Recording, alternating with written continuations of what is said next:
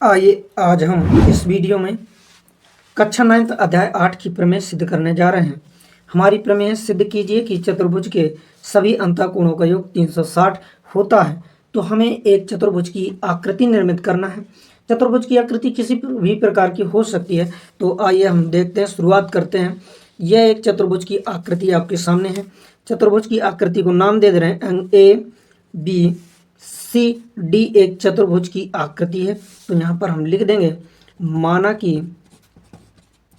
ए B C D एक चतुर्भुज है।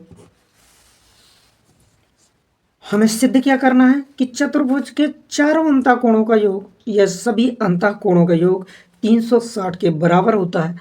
तो यहाँ पर हम लिख देंगे angle A, angle B, angle C, angle D बराबर होगा 360 के। तो जब भी हमें इसमें 360 के बराबर सिद्ध करना है तो हमें क्या करना पड़ेगा, रचना में लिखेंगे कि बिंदु ए से सी को मिलाया।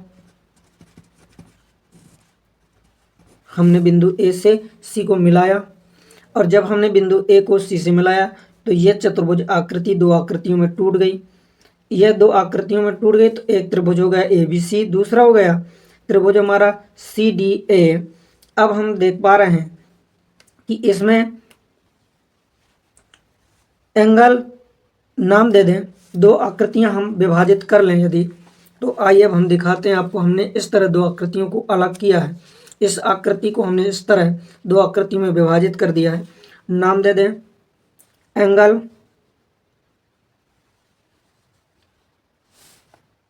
इसको नाम दे दें एंगल 1, इसको नाम दे दें एंगल 2 और इसको नाम दे दें एंगल 3, इसको नाम दे दें एंगल 4, इसको नाम दे दें एंगल 5 और इसको नाम दे दें एंगल 6। इसी तरह अब हम यहाँ पर भी लिख लें एंगल 3, एंगल 1, एंगल 2 और एंगल 4, एंगल 5 और इसको नाम लिख लें एंगल 6। तो पहली आकृति हम लेंगे त्रिभुज ए बी सी में। तो हम लिखेंगे यहाँ पर उत्पत्ति में त्रिभुज ए बी सी में angle A plus angle B angle C बराबर 180 के। इसके ब्रैकेट में लिख देंगे त्रिभुज के तीनों अंतःकोणों का योग। एंगल ए को हमने क्या माना था, एंगल 4 माना था। तो यहाँ पर लिख देंगे इस आकृति में त्रिभुज ए बी सी में एंगल 4, एंगल 4, एंगल बी को माना था 5 और एंगल सी को माना था हमने 6। तो 6 बराबर 180। समीकरण नाम दे दें 1। इसी तरह दूसरी आकृति हम लेंगे और लिखेंगे त्रिभुज सी डी ए में। हमने दो आकृतियों में विभाजित किया था चतुर्भुज को, तो हमने दूसरी आकृति को लिया सी डी ए में। अब आइए हम सी डी ए में देखते हैं। हमने सी डी ए में angle A, angle B, angle 3 लिया है। तो यहाँ पर हम लिख देंगे एंगल 1, एंगल 2, एंगल 3 बराबर 180 अंश। कोष्टक में लिख देंगे त्रिभुज के तीनों अंतःकोणों का योग 180 अंश। ब्रैकेट को बंद कर देंगे। इसके पश्चात समीकरण नाम 2 दे देंगे हम।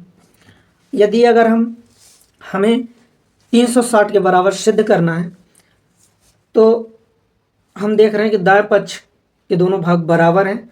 180 अंश इसमें भी है, 180 अंश इसमें भी है। यदि हम दोनों समीकरणों को जोड़ दें तो 180 अंश 360 हो जाता है। तो हमें प्राप्त हो जाएगा। तो आइए हम दो यहाँ पर लिख देंगे समीकरण 1 व 2 को जोड़ने पर अब समीकरण 1 2 को जोड़ दें। समीकरण 1 में एंगल 4, एंगल 5, एंगल 6 बाएं तरफ, एंगल समीकरण 2 में बाएं तरफ के जितने अवयव हैं उनको लिख दीजिए। तो एंगल 1, एंगल 2, एंगल 3 बराबर, अब बाएं तरफ के हमने सभी अवयव लिख दिए जोड़ करके, दाएं तरफ के दोनों अवयवों को जोड़ करके लिख दीजिए 180 अंश 180 अंश। अब आप देखिए एंगल 1 1 और 4 2 से मिलकर बना हुआ है। एंगल 1 को आप ले आइए और 4 को ले आइए और ब्रैकेट में बंद कर दीजिए। फिर इसके पश्चात बी एंगल सिंगल 5 है तो एंगल 5 ही रहेगा। इसके पश्चात एंगल सी में 2 एंगल और 2 एंगल जो हमने माना था उनको एक ब्रैकेट में बंद कर दीजिए। तो एंगल 2, एंगल 6।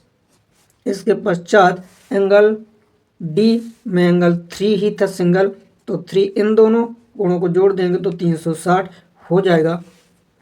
इसके पश्चात angle A 1, angle 4, angle A ही है। हमने एंगल ए को 2 भागों में तोड़ा था 1 और 4 में, तो 1 4 के स्थान पर एंगल 1 लिख दिया।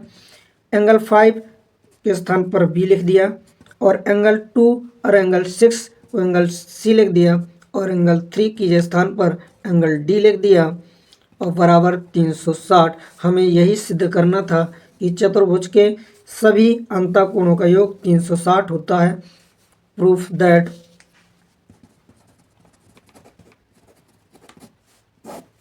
यह हमारी प्रमेय सिद्ध हो गई। आइए देख लेते हैं प्रमेय पूरी इस तरह है।